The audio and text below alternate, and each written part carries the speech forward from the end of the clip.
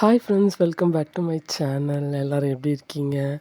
ஆக்சுவலாக நேத்தியோட வீடியோவில் வந்து நாங்கள் ஆல்மோஸ்ட் ஃப்ளைட்குள்ளே போயிட்டு அந்த வீடியோ அப்படியே நான் வந்து அப்புறம் பார்க்கலாம் அப்படின்னு சொல்லிட்டேன். ஸோ இன்றைக்கி வந்து நாங்கள் ஃப்ளைட்குள்ளே போகி அதுக்கப்புறம் நாங்கள் மலேசியா இறங்குற வரைக்கும் என்னென்ன விஷயங்கள் இருந்ததுங்கிறத பற்றி உங்களோட நான் ஷேர் பண்ண போகிறேன்.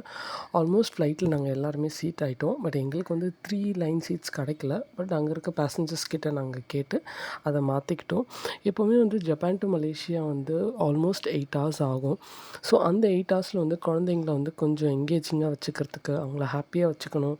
அவங்க வந்து ரொம்ப ஹெசிடேட்டாக ஃபீல் பண்ணக்கூடாது. சாப்பாடு எல்லாமே நம்ம வந்து ரொம்ப ப்ரிப்பேர்டாக போகணும். அது ஒரு பெரிய கஷ்டம். மோஸ்ட்லி ஃப்ளைட்டில் வந்து 1 வயசுக்குள்ளே இருக்க குழந்தைய கூப்பிட்டு போனால் ஈஸி. 1லேருந்து 4 இயர்ஸ் வரைக்கும் குழந்தைய கூட்டிகிட்டு போனால் கொஞ்சம் டஃப்பாக தான் இருக்கும்.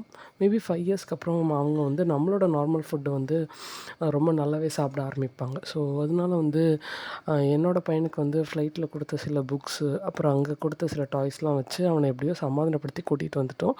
பட் இந்த வாட்டி ரொம்ப சமத்தாவே அவன் வந்துட்டான். நாங்கள் சாப்பிட்ட ஃபுட் வந்து கொஞ்சம் கொடுக்க ட்ரை பண்ணோம். பட் அது எதுவும் பெருசாக சாப்பிடல. பால் மட்டும் எடுத்துகிட்டு போயிருந்தோம். ஸோ அங்கேருந்த பிரெட், பன் அதெல்லாம் சாப்பிட்டு கொஞ்சம் ஜாலியாகவே விளாண்டுட்ருந்தான். ஸோ இந்த ஃப்ளைட் வந்து ரொம்ப பெரிய ஃப்ளைட். ரொம்ப வந்து ஸ்பேஷியஸாகவே இருந்துச்சு. ஃபுட்டுமே வந்து ஓகே நல்லா தான் கொடுத்தாங்க. பட் இருந்தாலும் நாங்கள் ஃபஸ்ட்டு ஜப்பான் போகும்போது எங்களுக்கு வந்து கொடுத்த மாதிரி இல்லை. ஸோ ஃப்ளைட் வந்து டேக் ஆஃப் ஆகிடுச்சு.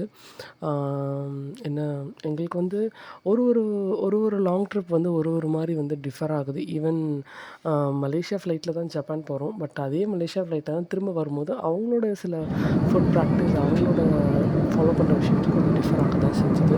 ஸோ ஆல்மோஸ்ட் நாங்கள் டாப்பில் வானத்தில் இருக்க மேகமாக பறக்க ஆரம்பிச்சிட்டோம். ஸோ ரொம்ப ஒரு இன்ட்ரெஸ்டிங்காக இருந்தது. பட் ஆனால் 8 ஹவர்ஸுங்கிறது இந்த வாட்டி எங்களுக்கு 10 ஹவர்ஸ் ஆகிடுச்சு ஃப்ளைட் டிலே. பட் இந்த மாதிரி லாங் ட்ராவல் பண்ணுறது வந்து ரொம்ப போரிங்காக இருந்தது. இந்த வாட்டி வந்து எங்களுக்கு ஃப்ளைட்டில் தமிழ் மூவிஸ் எதுவுமே இல்லை. எனக்கு இங்கிலீஷ் மூவிஸ் பார்க்கவே பிடிக்கல. போன வாட்டி நான் வரும்போது பொன்னியின் செல்வன் பார்த்துட்டு வந்தேன். ஸோ அந்த மாதிரி வந்து மூவிஸ்லாம் இருந்ததுன்னா கொஞ்சம் நல்லாயிருக்கும்.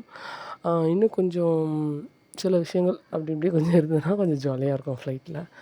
ஸோ கொஞ்ச நேரம் தூங்கிட்டேன். அப்படியே அந்த மேகங்கள்லாம் பார்த்துட்டு அப்படியே போனோம். ஆனால் வந்து நம்ம ஒரு இயற்கையோட இயற்கையாக கலந்து போகும்போது எவ்வளோ விஷயங்கள் வந்து மாறுது, எவ்வளோ விஷயங்கள் வந்து வித்தியாசமாக இருக்குது. இப்படியும் இருக்குமா அப்படின்னு சொல்லிட்டு. பட் ரொம்ப வந்து இந்த வீடியோ ரெக்கார்ட் பண்ணி எடுக்கும்போது எங்களுக்கு அந்த சன்னோட ரேடியேஷன் ரொம்ப ஜாஸ்தியாக இருந்துச்சு. என்னால் விண்டோ சீட் கிட்ட உட்காரவே முடியல. ஆல்மோஸ்ட் 8 ஹவர்ஸ் இப்படியே தாங்க போச்சு.